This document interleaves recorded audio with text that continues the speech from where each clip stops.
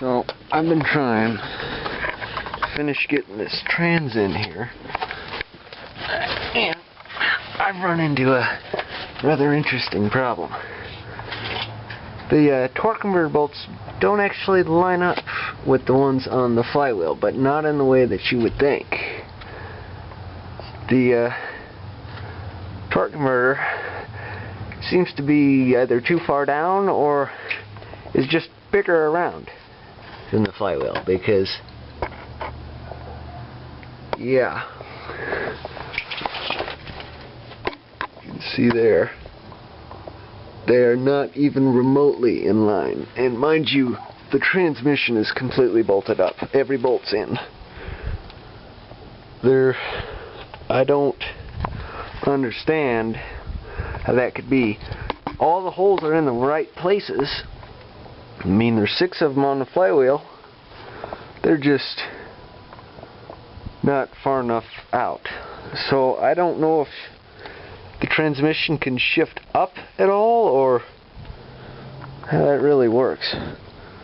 I've never ever had this problem before. Of course, I've never done a trans swap in a Chevy either. This is ridiculous.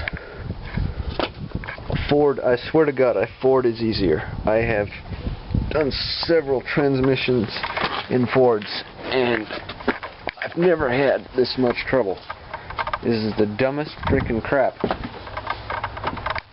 First of all, getting that trans in there without a trans jack was real fun, and by myself. And some of the stupidest shit on a Chevy, like putting the dipstick in, for instance.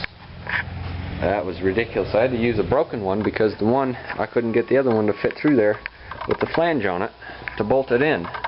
So this one's just not going to be bolted in. It'll just frickin' sit there and deal with it that way.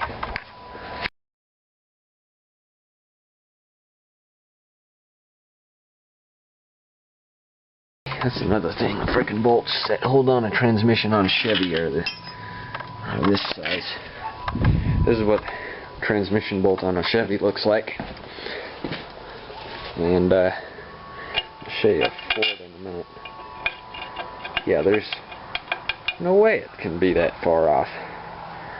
I mean, that moves a little bit, and I've tried moving it in there like that, and it still doesn't line up. And that's, I don't know, I've never. See, Chevy transmission. Let's see, where's a Ford trans bolt? Oh, here's a bolt for a Ford transmission. See this? This is a bolt. That's the difference. And this goes for a Ford. I believe the big ones like that go on the bottom. Like that. That's for a Ford. See the difference? Much. See, there's a smaller top one too. I mean, they're still thicker than crap compared to the Chevy. That's